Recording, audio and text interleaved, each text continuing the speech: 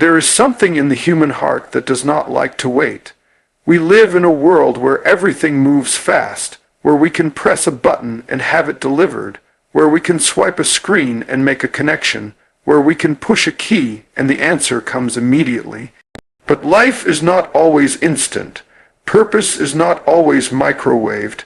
Destiny does not come on demand. And sometimes when you pray, when you believe, when you cry out, the only answer you receive is not yes, and not no, but wait. Waiting is not denial. Waiting is not rejection. Waiting is not abandonment. Waiting is preparation. Waiting is protection. Waiting is the space between the promise and the fulfillment, and it is in that space that God shapes you, molds you, strengthens you, and equips you for what you have asked for. Because sometimes what you prayed for is bigger than what you are ready to handle.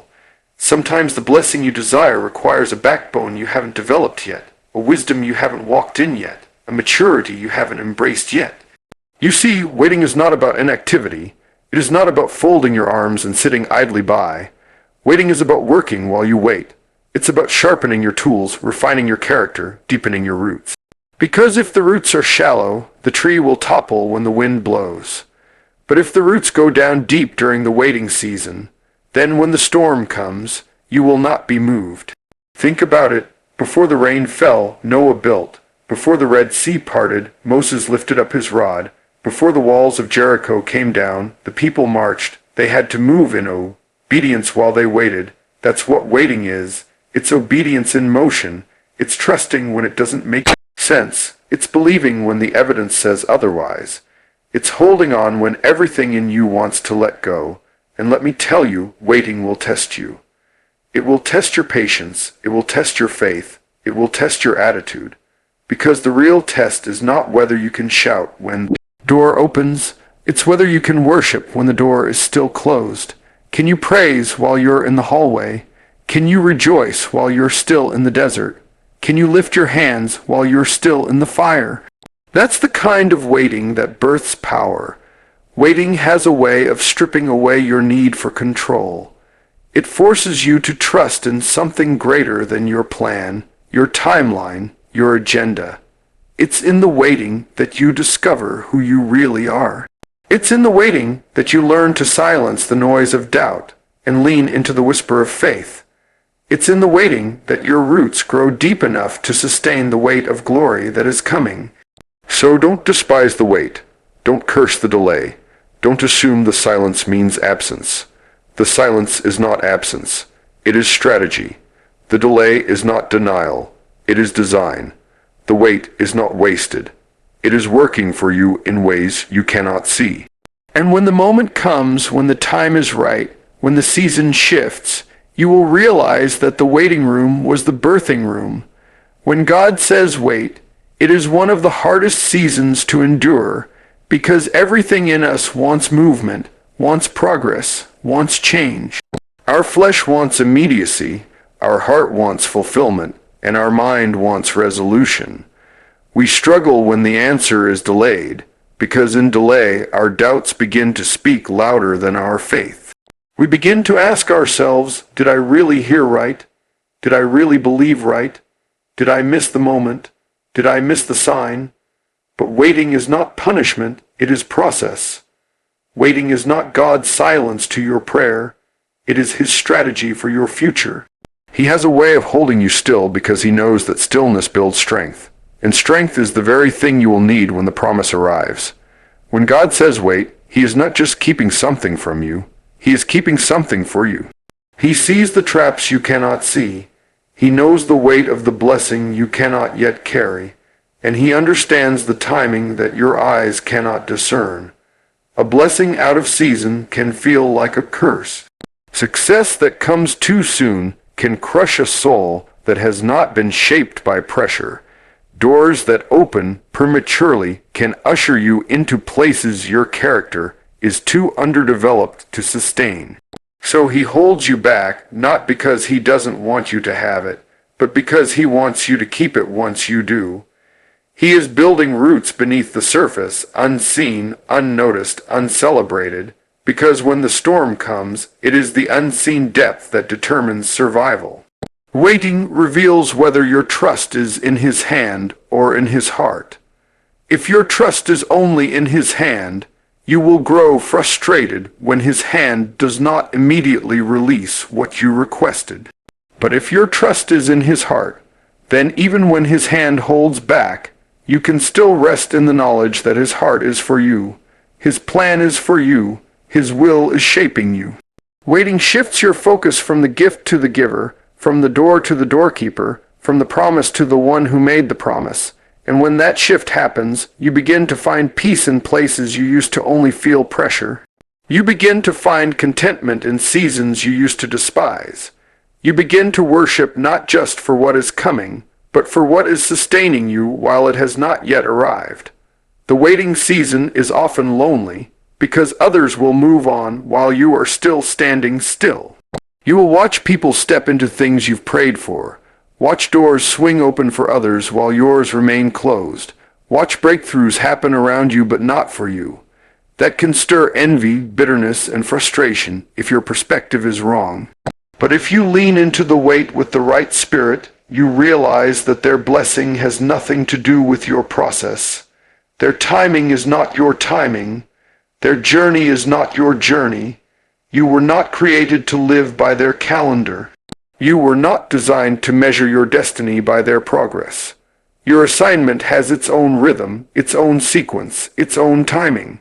And if you trust the one who orchestrates all things, you understand that your season will not miss you, your moment will not pass you, your door will not be permanently locked. When God says wait, He is refining you. He is stripping you of pride. He is teaching you endurance. He is training your patience. The wait forces you to let go of control because you cannot accelerate it, manipulate it, or manufacture it. The only option is surrender, and surrender builds faith because faith cannot be developed in the instant gratification of a yes. It is stretched in the tension of not yet. Faith is not proven when prayers are answered. It is proven when prayers linger. Faith is not tested when blessings fall quickly. It is tested when blessings tarry long.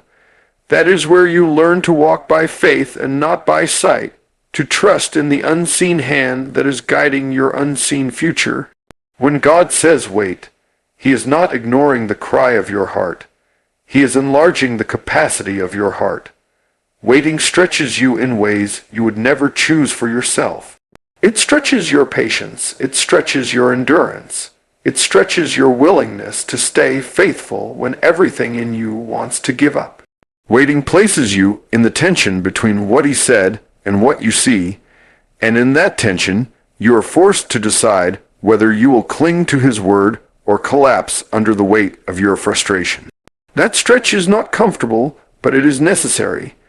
You cannot expand without being stretched. You cannot mature without being tested, and you cannot be trusted with greater without first being proven in lesser. Waiting teaches you how to serve while you are unfulfilled. Too many people believe they must pause everything until the answer comes, but real strength is revealed when you can serve in the silence, when you can keep showing up even when doors remain shut, when you can keep sowing even when harvest is delayed, when you can keep praising even when prayers feel unanswered. That kind of faith confuses the enemy because he expects you to collapse under disappointment, but instead you rise in determination. He expects you to go silent in discouragement, but instead you lift your voice in praise. He expects you to turn bitter, but instead you become better.